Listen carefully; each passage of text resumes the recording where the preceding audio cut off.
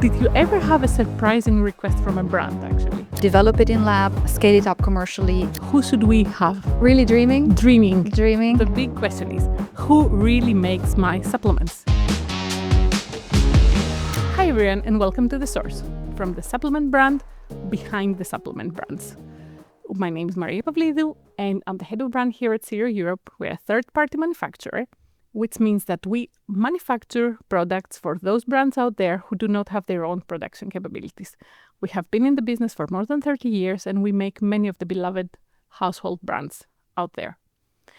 The Source is a brand new podcast where we will be looking at how our supplements being manufactured, and we will be giving you an exclusive behind-the-scenes look at all things supplements and demystifying anything there is to know about supplements in a way that it has never been done before. Here, for our first episode, I'm together with Miss Sara, Lesina, who is our general manager.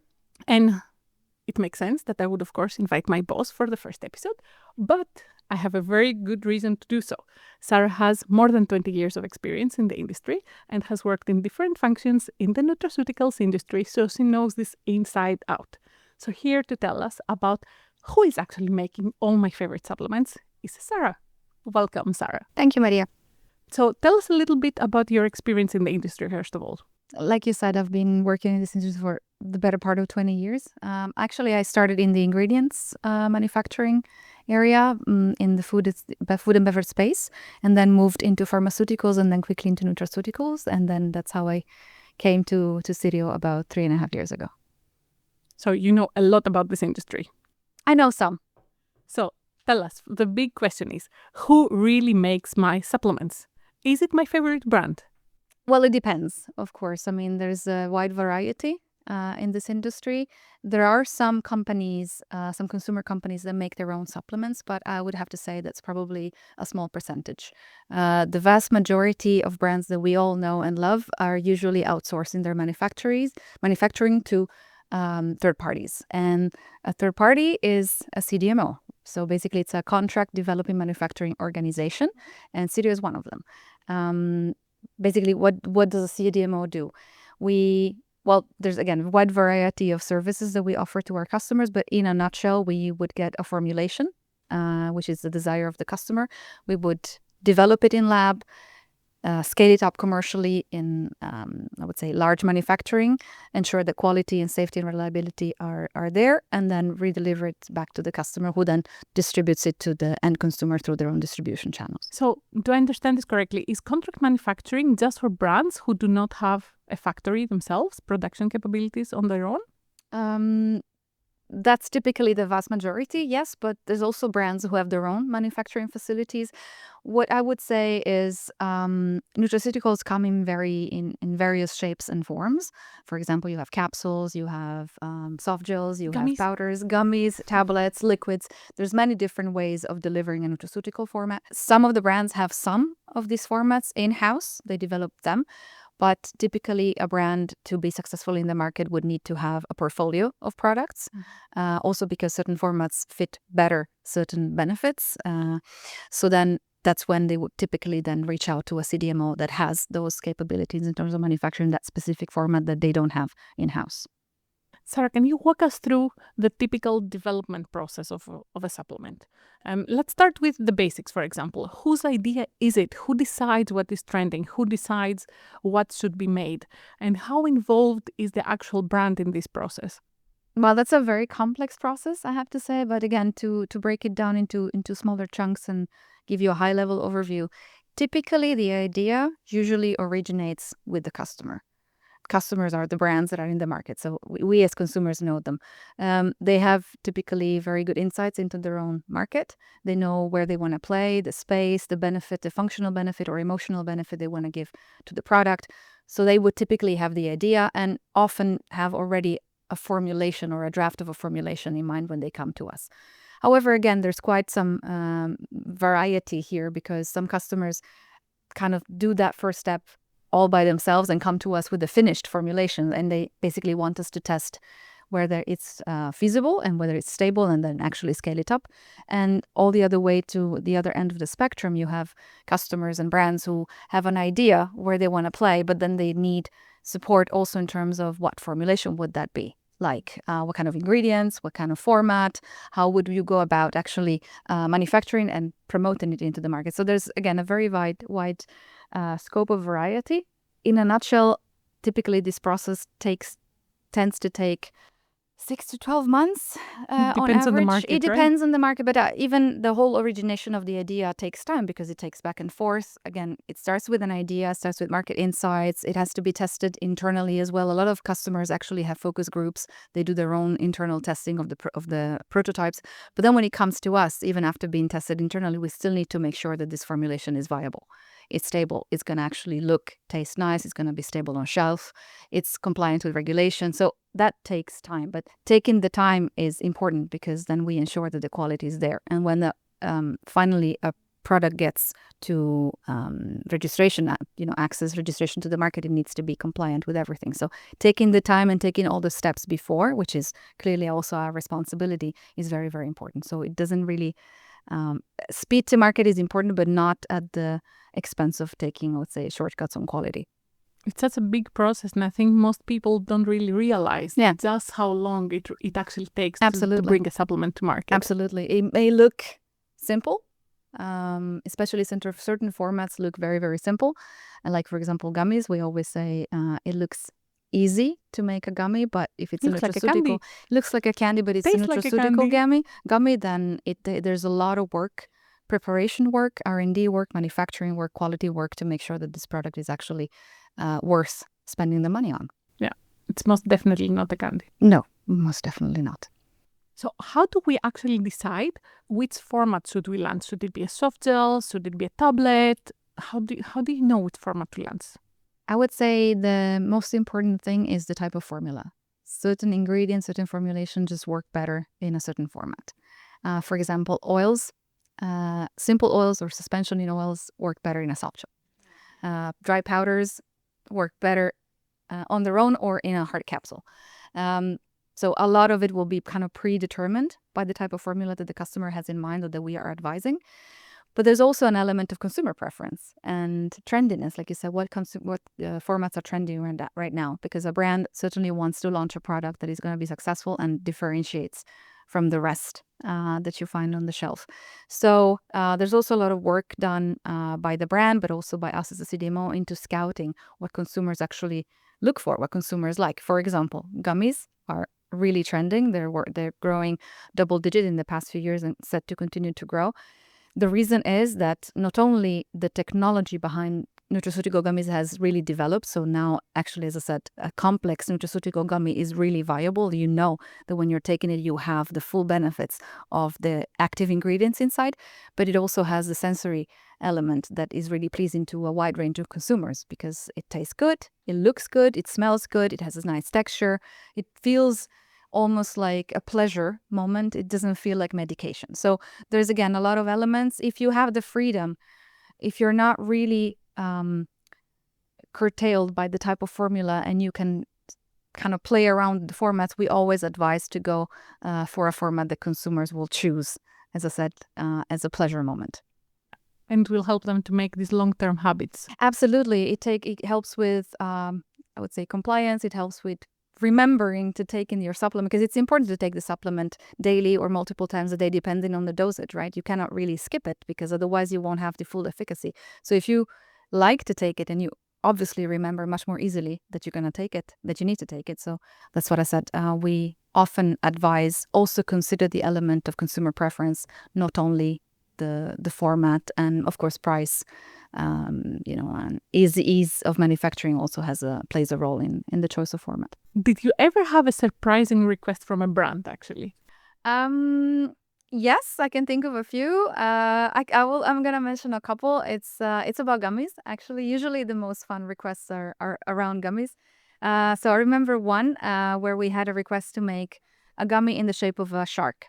So we then made the prototype, and it was a regular shark form. Like if you follow like baby TV, there's baby shark. That's a typical shark shape that the child would draw, and that's what we designed and we prototyped. And then the customer came back and said, "Well, this is not the shark. It's not a shark. And we said, well, it is a shark. But in the end, what they wanted was a hammerhead shark, which of course is a much more distinctive shape. Definitely. And then we ended up creating that custom mold for the gummy and making it in that shape. And then the second one I want to mention is we got the request to make gummies in the shape of the face of Shaquille O'Neal. Oh, wow. Yes. That's really special. Did we do it? Yes. Yes, we ended up doing it. Yeah.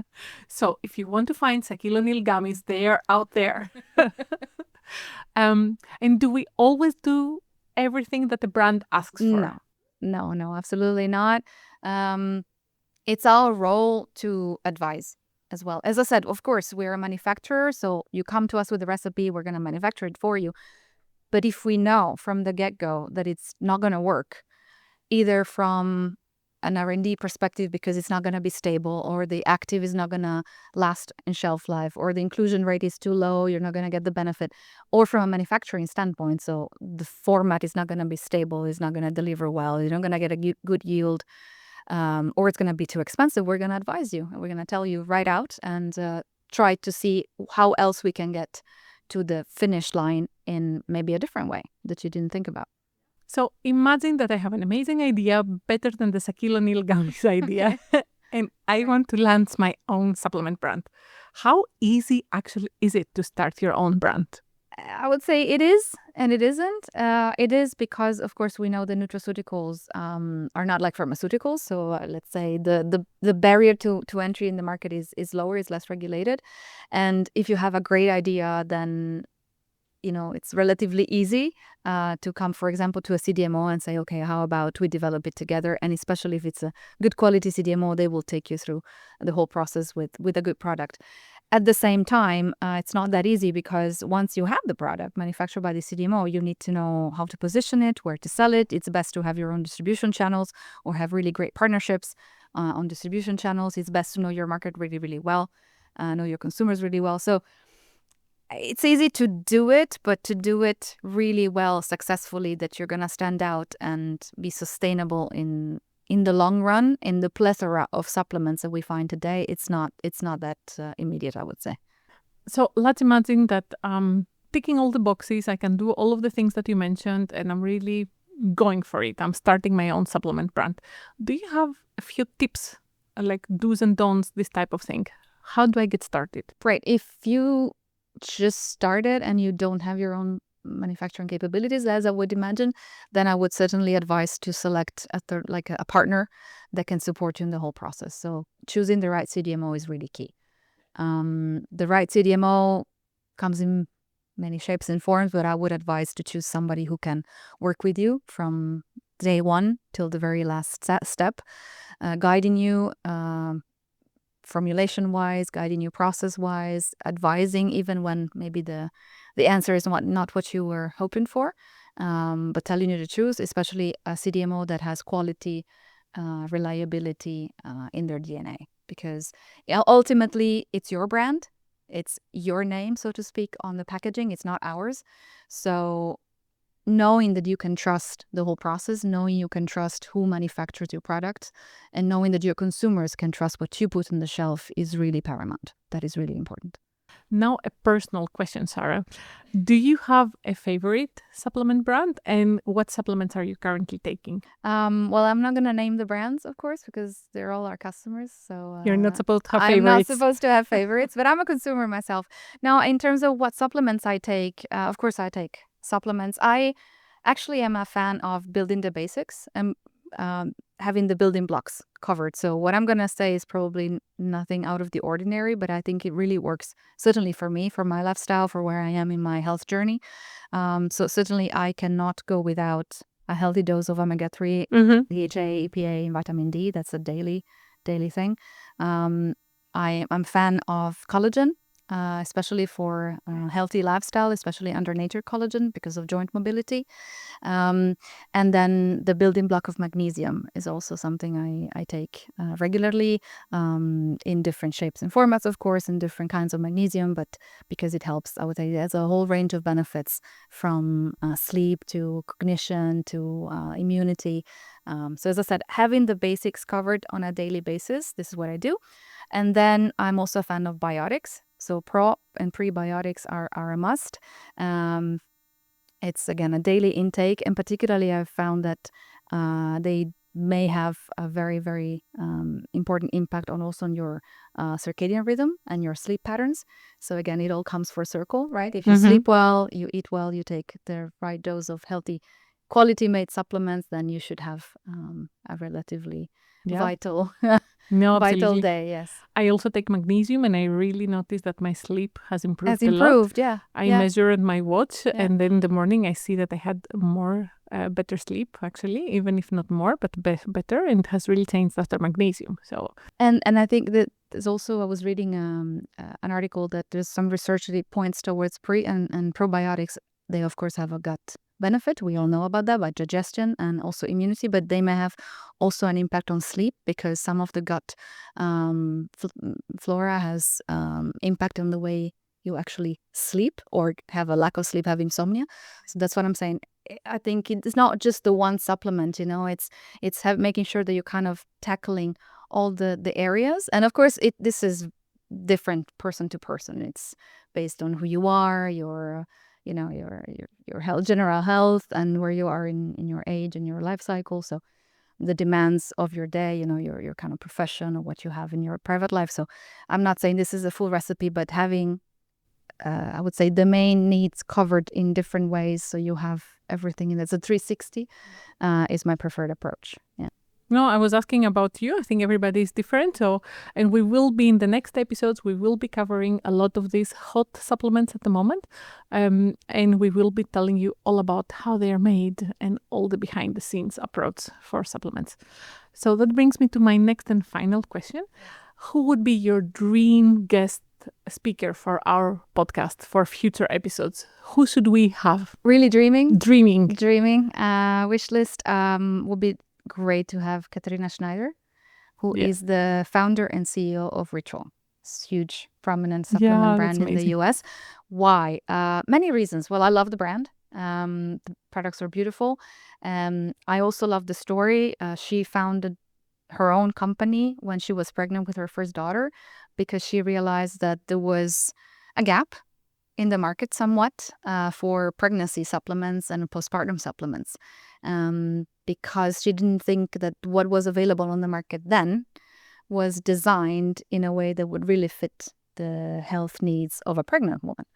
And then she said, okay, how about I make my own? And that's what she did, and it's been very successful. It's so inspiring. The story's in the books, and I think it's an inspiring figure. What they also do amazingly well, also again, not taking any shortcuts on quality.